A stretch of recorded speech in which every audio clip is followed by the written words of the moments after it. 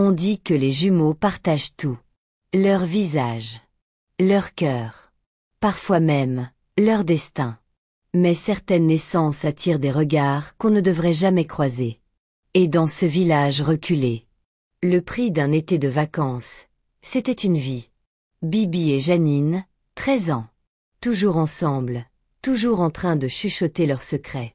Elles n'ont jamais été séparées plus d'une heure. Mais cet été-là, leurs parents n'ont pas le choix. Un souci de santé. Trop de travail. Et une solution, les envoyer chez leur vieille tante Lucette, à la campagne. C'est juste pour 2 semaines, dit leur mère. Il n'y a pas Internet, mais vous allez respirer. Le train part. Les filles rient, écoutent de la musique, grignotent. Elles se moquent gentiment de la vieille tante qu'elles ne connaissent presque pas. Mais à leur arrivée, tout est étrange. Le village est petit, entouré d'arbres noirs. Les maisons sont anciennes, et les habitants les regardent de travers. Lucette les attend, droite comme un piquet, sans un sourire. Elle dit juste « Vous êtes arrivés pile au bon moment ». Janine serre la main de Bibi. Sans savoir pourquoi, elle sent que cet été ne sera pas comme les autres. Dès la première nuit, quelque chose dérange Bibi. La maison est froide, malgré l'été. Les volets sont toujours fermés, même en pleine journée. Et leur tante Lucette parle peu. Elle marmonne plus qu'elle ne discute. Elle les regarde parfois comme si elle les comptait. 1, 2. Puis elle baisse les yeux. Bibi dort mal. Elle se réveille vers 3 heures du matin. Elle sent que Janine bouge dans le lit d'accent grave côté. Elle la regarde. Et là, ses yeux brillent. Pas comme un reflet dans la lumière. Non. Ils brillent de l'intérieur. Une lueur douce, blanche, comme une flamme. Bibi sursaute. Elle cligne des yeux. La lumière disparaît. Janine. T'as vu? Mais Janine dort profondément, le visage calme. Le lendemain, Bibi pense avoir rêvé. Jusqu'à ce que, l'après-midi, pendant une balade, une vieille femme du village s'approche. Elle regarde les 2 sœurs, puis dit doucement. Vous avez les yeux de la légende. Faites attention. Lucette arrive en courant. Elle attrape les filles par le bras, furieuse. Ne parlez pas aux anciens. Ils inventent des histoires. Mais ce soir-là, c'est Janine qui se réveille la première. Elle regarde sa sœur, endormie. Et elle murmure. Tes yeux brillent aussi, maintenant. Le lendemain, Bibi et Janine sortent tôt. Elles veulent s'éloigner de la maison, et surtout de tante Lucette, devenue bizarre. Elle les surveille sans arrêt. Elle leur interdit certaines rues. Mais évidemment, ce sont les premières qu'elle décide d'explorer. Elle marche jusqu'au bout du village. Là où les herbes sont hautes, et les arbres tellement serrés qu'ils cachent presque le ciel. Et au fond de ce chemin que personne ne semble emprunter, elle tombe sur une vieille maison en ruine. Pas sur les cartes. Pas dans les souvenirs de Lucette. Mais là, bien réel. En s'approchant, Janine s'arrête. Elle frissonne. Cette maison, je l'ai vue en rêve. Bibi la regarde, surprise. Elle aussi. Exactement la même. Même lumière étrange à la fenêtre, même balançoire qui grince sans vent. Elles entrent. Tout est en poussière. Mais au mur, une photo accrochée de travers. 2 enfants. Des jumelles. Habillées à l'ancienne. Les yeux très brillants. Et en dessous, un nom gravé dans le bois. Offerte. Les filles reculent. Et c'est à ce moment qu'elles entendent un bruit au plafond. Des pas. Lents. Réguliers. Elles sortent en courant. Mais en se retournant une dernière fois. La porte de la maison se referme toute seule. De retour chez Lucette, les filles ne disent rien. Elles sont encore sous le choc. Mais cette nuit-là, Bibi fouille dans le grenier. Elle y trouve une vieille malle fermée par une corde. À l'intérieur, des journaux locaux, jaunis par le temps. Et des articles découpés. Tous parlent de disparition d'enfants. Toujours par 2. Toujours en été. 2 enfants manquent à l'appel après la fête du 15 août. Jumeaux introuvables. La famille refuse de parler. Encore un duo perdu en forêt. Et une phrase revient dans chaque article, presque mot pour mot. Le village garde le silence. Bibi montre ça à Janine. Elle réalise qu'elles ne sont pas les premières. Et que personne ici ne veut en parler. Le village entier semble s'agiter. On nettoie les rues, on décore les portes. Des fleurs rouges sont accrochées aux maisons. Mais pas une affiche, pas un mot sur ce qu'il se passe. Lucette leur interdit de sortir le soir. Vous restez à la maison. Vous entendez? C'est pour votre bien. Mais Janine regarde discrètement par la fenêtre cette nuit-là. Et ce qu'elle voit est glaçant. Les villageois, habillés de blanc, se dirigent en file vers la forêt.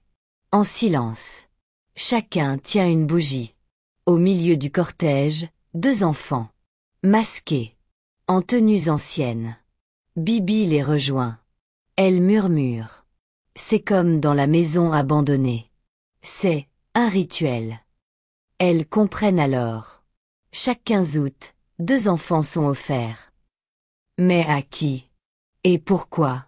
Depuis cette nuit, les rêves des jumelles changent. Chaque nuit, c'est le même cauchemar. Une clairière. Une table en pierre. Des villageois en cercle. Et elles, attachées. Mais ce qui les glace le plus, c'est qu'elles rêvent exactement les mêmes choses, au même moment. Elles se racontent les détails au réveil, les sons, l'odeur, même les mots murmurés par les villageois. Elles vont voir la vieille femme du village, celle qui les avait prévenues. Elle accepte de parler. Elle dit doucement. Vos yeux brillent, comme ceux des anciennes. C'est pour ça qu'ils vous ont choisi. Vous êtes les prochaines. Les filles sont figées. Janine demande. On peut s'échapper. La vieille secoue la tête. Non. Le village ne vous laissera pas partir. Pas toutes les 2. Depuis cette nuit-là, Bibi et Janine sentent qu'on les suit. Même quand elles sont seules dans la maison. Même quand elles ne font aucun bruit. Une nuit, Bibi entend un craquement dehors. Elle écarte légèrement le rideau. Et elle le voit. Un homme. Debout au bord de la forêt. Immobile. Le visage entièrement caché par un masque de bois sculpté, avec des cornes fines et des yeux vides. Il ne bouge pas. Mais même à distance, elle sait qu'il les regarde. Le lendemain, elle en parle à Janine. Mais Janine a vu la même chose. La veille. Au même endroit. Elles interrogent Lucette. Mais dès qu'elle mentionne un homme au masque, son visage pâlit. Elle lâche une assiette qui se brise. Puis elle murmure. Il est venu trop tôt. Il les veut déjà. Lucette les enferme dans leur chambre ce soir-là. Elle cloue littéralement la porte. Mais à minuit, Bibi entend un murmure derrière la fenêtre. Elle approche lentement. Et là, derrière la vitre, le masque est collé contre la glace. Le lendemain matin, Bibi se réveille en sursaut. Elle a chaud, elle transpire. Elle sent une gêne dans le cou. Comme une brûlure. Elle va dans la salle de bain, soulève ses cheveux. Et là, elle voit une marque. Petite. Sombre. Comme un symbole gravé dans la peau. Un cercle avec 2 lignes croisées. Elle panique, appelle Janine. Mais Janine, elle aussi, a la même marque, au même endroit. Elle cherche des explications dans le vieux grimoire trouvé dans le grenier. Un symbole identique qui est dessiné à côté d'un mot ancien. Marqué.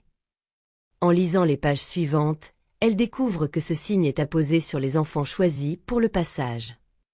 Un ancien rituel du village. Où les enfants au regard ouvert sont offerts à une entité qu'ils appellent le veilleur de la forêt. Et ce soir-là, en se regardant dans le miroir, elle voit que leurs yeux brillent plus fort que jamais. Lucette entre brusquement dans la pièce. Elle les fixe, pâle, essoufflée. Et elle lâche une phrase qu'elles n'oublieront jamais. Vous n'auriez jamais dû naître ensemble. Bibi et Janine fouillent la maison de Lucette en cachette. Elles sentent que le temps presse. Chaque nuit, la marque sur leur nuque devient plus visible, presque brûlante. Dans une armoire cachée derrière un vieux rideau, elles trouvent une boîte en bois, verrouillée par une ficelle rouge. Elles l'ouvrent. À l'intérieur, un livre épais, ancien, relié à la main. Pas un grimoire comme l'autre, mais un journal. Écrit par des jumeaux, des enfants du village, disparus en 1957. Il raconte tout. Le choix. Les rêves partagés. La marque. Et surtout, le moment où le village les a emmenés. Une phrase revient souvent. L'un reste, l'autre passe. Il en faut toujours deux, mais un seul est pris. Les filles découvrent aussi une carte dessinée à la main. Une clairière entourée de symboles. Un cercle avec 12 points. Et un grand rocher au centre, appelé la table des silencieux. En bas de la dernière page du journal, une note manuscrite, griffonnée, presque illisible. Si vous lisez ceci, c'est que vous êtes les prochaines. Bibi ferme le livre. Janine, en larmes, murmure. On va nous sacrifier. Guidés par la carte du vieux journal, Bibi et Janine s'enfuient au lever du jour. Elles traversent la forêt, marchent longtemps, jusqu'à arriver à la fameuse clairière. Et là, elles trouvent la table des silencieux. Une immense pierre plate, noire, au centre d'un cercle de 12 pierres dressées. Sur la roche, des traces, de la cire fondue, des cordes, et des symboles gravés dans la pierre. Tout est encore là. Utilisé récemment. Elle trouve un écriteau caché sous une branche, en bois brûlé. Une âme pour la paix. Un reflet pour le silence. Une jumelle pour l'éternité. Elles comprennent. Depuis des générations, le village fait un pacte. Chaque fois que des jumelles aux yeux ouverts naissent, l'une d'elles est offerte. En échange de la tranquillité du village. Bibi tombe à genoux. Janine reste debout, figée. On doit choisir, c'est ça. Le soir, elles rentrent chez Lucette. Elles ne disent rien. Mais Lucette sait. Elle les regarde différemment. Presque avec pitié. C'est pas moi qui décide, murmure-t-elle. C'est l'ancien. Le veilleur. Il choisit. Et une seule peut rentrer chez elle. Cette nuit-là, les filles rêvent encore. Mais ce n'est plus un cauchemar. C'est une salle circulaire, creusée dans la terre. Elles sont face à face, et une voix leur dit. Une seule des deux porte l'âme complète. L'autre n'est qu'un double. Au réveil, Janine regarde sa sœur. Elle pleure. Et elle dit. C'est moi. Je suis la copie. Je le sens. Bibi secoue la tête, refuse d'y croire. Mais au fond, elle a vu la même chose. Elle commence à douter. Et si l'une d'elles n'avait jamais été censée vivre? Bibi et Janine ne veulent pas se résigner. Pas question de laisser l'une d'elles être sacrifiée. Elles mettent au point un plan, échanger leur rôle. Changer de vêtements, se coiffer différemment, inverser leurs bracelets. Elles veulent piéger le rituel. Forcer le village à choisir. La mauvaise. Mais ce qu'elles ignorent, c'est que le veilleur ne choisit pas avec les yeux. Il sent les âmes. Il reconnaît celle qui est pleine, et celle qui est creuse. Le soir du rituel, Lucette les conduit en silence jusqu'à la clairière. Tout le village est là, bougie à la main. Les sœurs s'avancent, la peur au ventre, mais convaincues que leur plan va fonctionner. Elles montent sur la table de pierre. Mais soudain, un vent glacé souffle. Les flammes vacillent.